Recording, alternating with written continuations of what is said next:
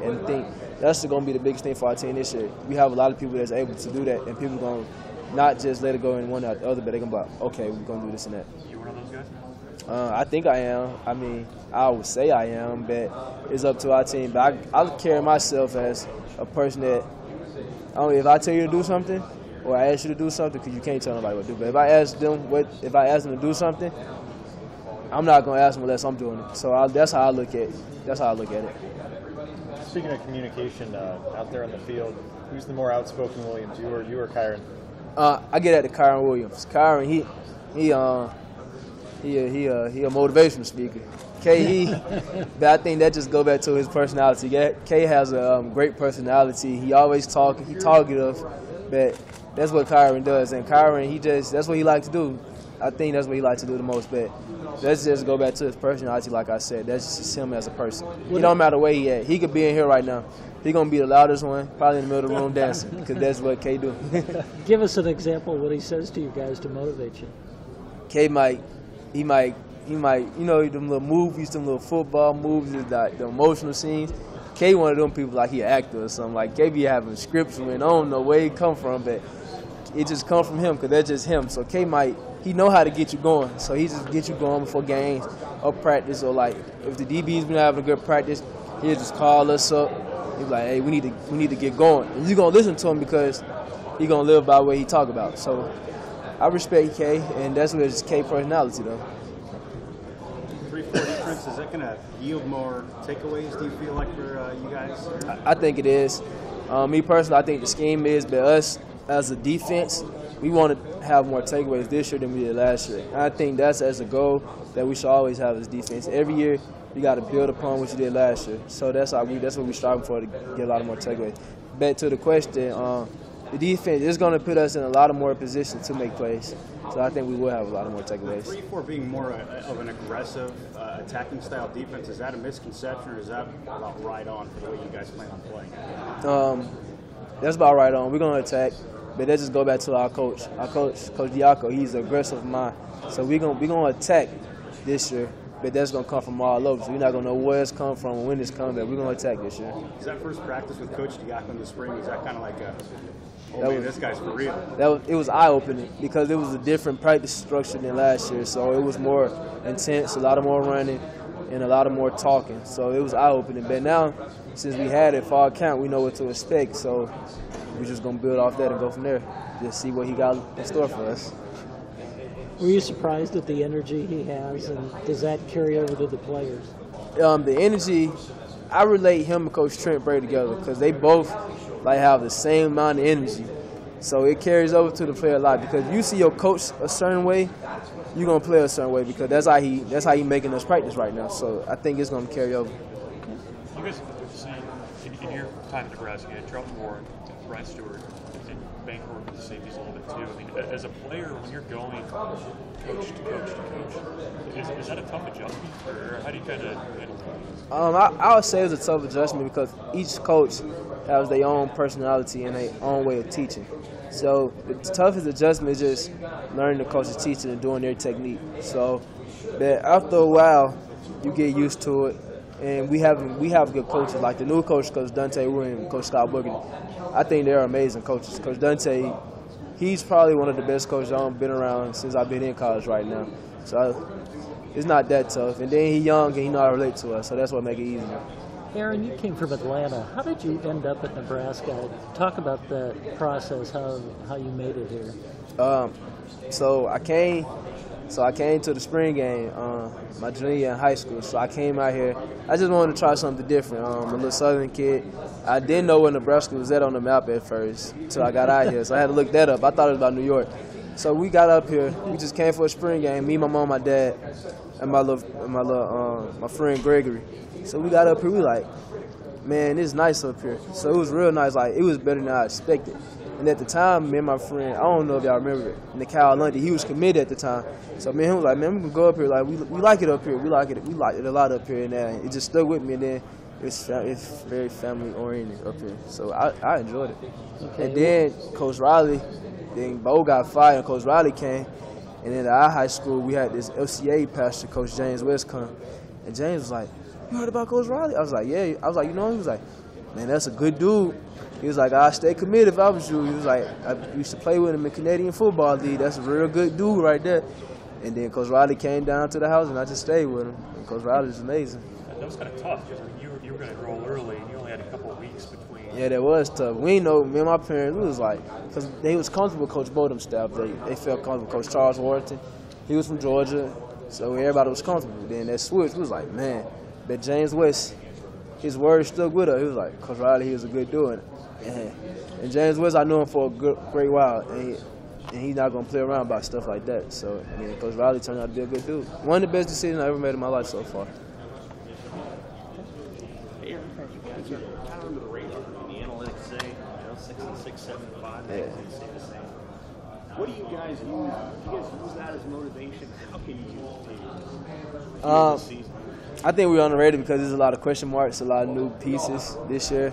But I feel like we use that as motivation, but then we don't. I know we have a set goal as we want to go here and accomplish the Big Ten championship. So we use that Big Ten championship as our motivation to make it there. And only, like I told them earlier, the sky's the limit. We only stop at each other. So that's what we use the Big Ten championship as motivation. What is maybe something you know about this team that fans don't know, and some of these other prognosticators don't know? What do you know and like about your team that other people don't? We competitors. So every game, no matter who we play, we're going to compete, no matter who we have on the field. Every person on the field going to compete, and we're going to give it all we got. What comes to mind when you think of the rivalry with Iowa, that end of the season game that you've been a part of? What comes to mind is a very hard fought, a hard-hitting, tough game. So that little game right there be fun, but it's also a very tough game. So you got to prepare yourself mentally and physically for that game right there. Is it important for you guys to end the season? I mean, obviously to win, but just the way you lost the last couple of years, is that a priority to end the season on a good note? Yeah, you always want to end the season on a good note to carry that momentum and energy into the bowl game into next season. So that's one of our biggest goals this offseason was to finish in everything we do. So that's our biggest thing this year is we have to finish.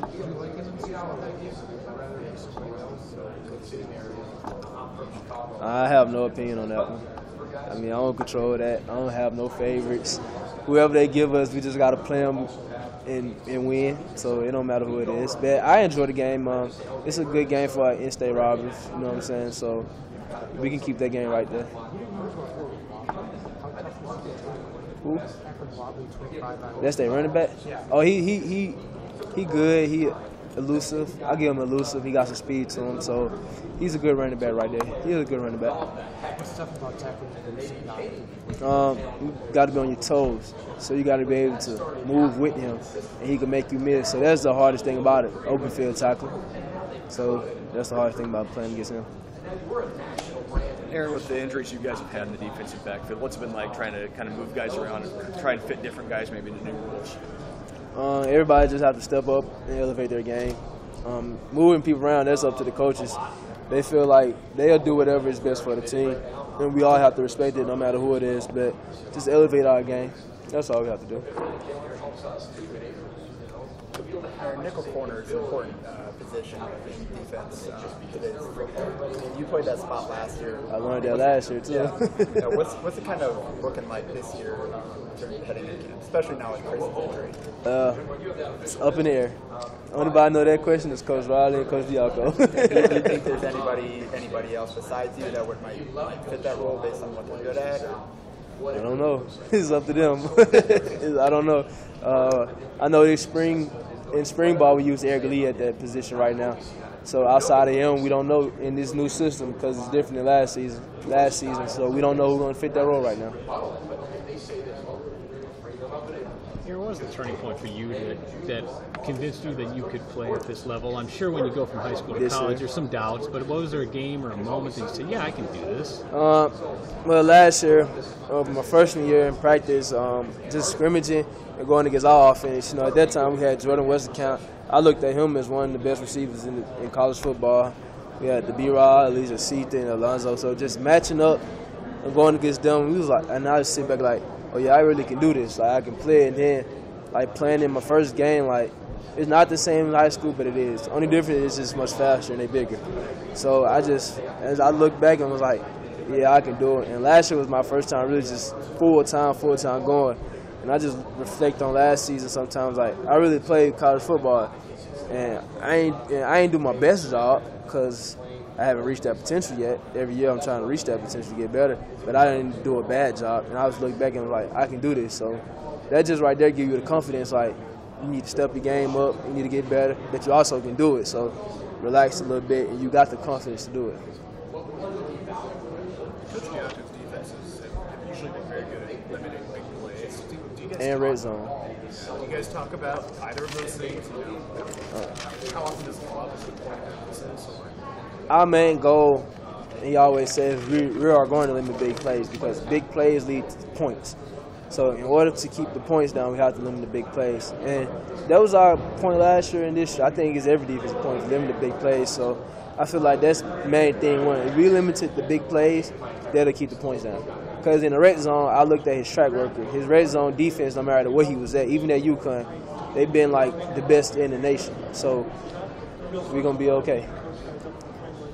Last year you guys were Lockdown U. Is that coming back for another year? Or yeah, Lockdown U coming back, but the name changed. The name this year is Money Team. Money Team? Yeah, we Money Team this year. Okay. So Lockdown U no longer exists, but we got the same people. It's just Money Team. Now, what's the reason behind the change to the Money Team? The coaches. The biggest thing, the coaches. So Coach Brian Stewart bought the idea of the Lockdown U, the shirts and stuff. But since he went on to be the Rice DC, and Coach Dante Williams, he had his thing as the Money Team when he came in. So that's our new thing right there. And the Money Team is just live up to the hype. You got to live up to it, and he expects us to live up to it. Aaron, can you describe your relationship with Bob Elliott? I'm sure that's probably the millionth time you've been asked that. Yeah, Coach Bob Elliott, very close. We had a close relationship. I looked at him more than a coach. I looked at him as a person I could go talk to. He was always there to help. He wanted to be involved in your life. He always asked what's going on, and he was going to. So he was a good person. He was a person that taught me a lot about the game of football that I never knew, and I keep doing what he told me to do because if a person like that tell you to do some stuff, you're gonna keep doing it. Chris was mentioning you guys were roommates, and that you had said earlier that you had fun getting to know him. You said today you were willing to dance so that they could answer all the tough questions. Do they hold up to the end of that deal? For the most part, they did. Tanner Lee and Chris, they ain't want to do too much dance, so I had to do that part. But Chris, one thing about Chris taught me to sleep. He said that you snored and that you would say he talked in his sleep, which he thinks is not true. Chris, he talks in his sleep. He said it's coming to him. He have a conversation with somebody. I don't know. That's one thing I learned about Chris roommate with him. He talking in his sleep. And he said that you were feeling really good this morning. You put on your suit. Is this the first suit that you have owned? Yeah, this is my first suit right here. Me and my daddy went suit shopping. So right here, then my mom, she had to approve of the suit. So she approved of it, so you know what I'm saying. Putting on this suit give you a different feeling. In Atlanta, did you go in Atlanta? Yeah, I went back home when I was in Atlanta. I don't know where I went. I forgot the name of it. I went back home. But your mom had to approve it, so Dad took you, but Mom had to. Oh yeah, my mom and sisters, they had to approve of it because they like fashion. So we like fashion in our house, so they had to approve of it. So me and my dad, we went, got us a little suit. He came up and we got us a little suit. But this is my first one I ever owned before. Yeah, I feel good. You know what I'm saying? How come Chris Webber's wearing a blue tie? Do you get on for that? You're nice red, and Tanner's got a nice red striped tie. Well, we really got all the same kind of suit on. We didn't plan it, but I'm glad he have on a blue tie so we can look at least a little different. Because me and T. Lee got on the same red tie. But I don't know why he got on the blue tie. It's very strange. Did you say he taught you how to sleep? He talks in his sleep. Yeah, he talks in his sleep. What has he taught you then? Chris Webb? Yeah, has Webber taught you anything? He taught me how to talk in your sleep. Nah, well, he's just a good guy to be around. He'll teach you a lot. Like I said earlier, he one of the smartest person I've been around at this age group. He just taught me a little bit about life, his different outputs and stuff. So this is our first time really just kicking it like on a relaxed, goofy level. So, well, our relationship has to be out there this weekend. Do you think, like, in that same vein, do you think like a relationship that you were teammates before, but do you think like a friendship and relationship that maybe wasn't quite as strong before, now you're going to take back and it's like going to be totally different? I wouldn't say it's totally different, but it's a lot closer. Like, I ain't expect this side from Will. I don't learn some stuff about Will I never knew before. Hey Aaron, are there some young guys that people aren't talking about that we should know about? Impressed you on defense? Yeah, or either side really. For defense, I would say we got the Caprio Boodle, Eric Lee, Jeremiah Stovall, Avery Robertson. No, I'm saying that Avery. Yeah, Avery. He did good this spring. I'm liking what Avery gonna bring to the table. We got Pernell Jefferson. He made the switch from linebacker to DN. He showed some good flashes at DN this year, spring ball. Got Alex Davis. I think he gonna grow into his role. He don't got a lot bigger this year, a lot more wise at the game, and he getting a better understanding at it because he haven't played so long. Muhammad Berry, he one of them. He has a high motor. He goes. Sometimes he go out of control, baby. When he goes, he goes. So Mo, he one of them. You got Des Mute, Mikael, Des Mute, Tony Butler back there. They learning. They progressing real good, real good. On the offensive side, you got a couple of little receivers like Connor Young. You got Tajon Liz. I think he's going to be good this year. You got J.D. Keon. So I think them going to be some good pieces right there. Tanner said Tajon can fly. Oh, yeah, he can go. You can hear it. People say, oh, he's fast. I don't see him run. He can go. He can go and snap up and drop up a second. You were probably asked about this, I'm sorry, but Coach Riley had a good story about you and Coach Elliott. He would see you guys eating lunch together, like talking football, and he just thought it was cool. A 63-year-old guy in a junior college. Yeah, Coach Elliott had like a young personality. I called him OG. He young personality. He's a very cool guy. That was a tough one to lose right there because he taught me so much that I never knew about the game. And he taught me how to last. He taught me how to keep your body up to last throughout a long season. So, like, right there, his words and what he taught me, it would always stay with me throughout the rest of my life. What's going to be the biggest adjustment? I mean, this is your fourth coach in 3 years back there, right, at safety? Yeah. Is it going to be difficult, you think? The big adjustment is just adapting to the new coach's technique. But Coach Dante Williams and Scott Burker has done a tremendously job through they got there before spring ball. So Coach Dante got there last year, but he started really interacting with us doing all-season workouts, spring ball, summertime workouts. So, like, they taught us, we were able to learn them and keep them going. So that's the biggest adjustment, just mastering their techniques. Chris Weber was talking about how Tanner, right before the scout team, he was making some of these throws where he had to kind of sit back and go, wow. Did you ever have any moments like that last year, and how is he kind of taking control of that offense? T. Lee, he can put the ball in some tight holes, some tight windows. So that's his biggest thing. When I first met him, I'm like, yeah, he can spin the ball, he can throw it, and his leadership that he brings, his how he carry himself, to how he do everything about himself. I like how he's moving right now. So I think he's going to keep an eye on him. He's going to have a real good season this year. T. Lee. Aaron, in the secondary, how's the learning process been with this new 3-4 defense? At first it was difficult because it's new. Everybody had to get the understanding down. But now we have the basics understanding down and more than the basics. So it's not that hard no more because we're able to help each other out. And our coaches are doing a tremendously good job with helping us make the transition. It shakes some guys when Chris had the injury. I mean, just a guy it's his senior year and he's ready for such big things. What was the reaction? Chris, when it first happened, he wasn't down. His spirit was always high. But I think, me personally, and he'll tell you, but me personally, I think he's going to have a better season this year than he did last year because the way he was preparing himself, his mentality, his mind, where he was so focused, and he still is so focused. Like, he coming back this year, he's going to have a better season this year than he did last year, just by his work ethics. It sounds like Josh is going to stick at safety, at least to start, from Coach Riley. Is that you like that combination you had back there with him? Me and Kalu, we're real good friends. I like it, but I think he's going to do whatever the coach asks him to do, and we're going to do whatever to make the team win. So if it helps the team get better and do this and that, that's what we're going to go with. And knowing him, He gonna do his job to the best ability he can, no matter where he end up at. He ain't gonna play D-line. He gonna do D-line. He gonna try to be the best D-lineman he can be. How big do you think live game action will be for you guys in learning the 3-4? The first game is gonna really knock the walls down. Like that's gonna be our first like game speed reality into it. But I think we're gonna prepare ourselves, and we've been preparing ourselves to get ready for it. But Coach Diaco is a great teacher, and we have him, Coach John Perella, Coach Trent Bray, Coach Dante Williams, Coach Scott Booker.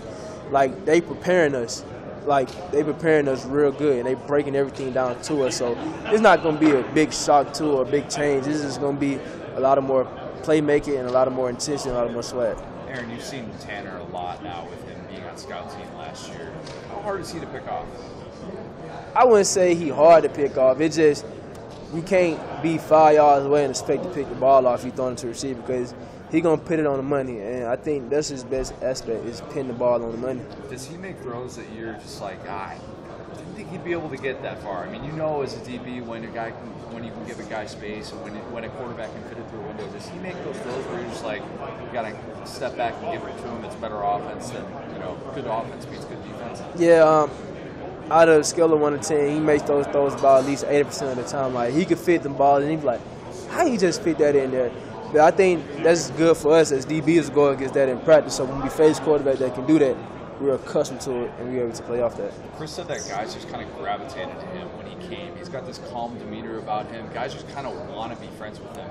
What exactly about his personality is it that is captivating and just kind of speaks to this calm, cool, collected guy? It's just how he carries himself, so how he move, how he talk, how he act. He's a good dude. He's a down-to-earth cat that he's very relatable to. Like you go talk to him about anything. He's very diverse. No matter who you are or what you are, he gonna go talk. He'll start a conversation with you, and like you just could get his vibe. Like he's a good, positive vibe dude. He's a real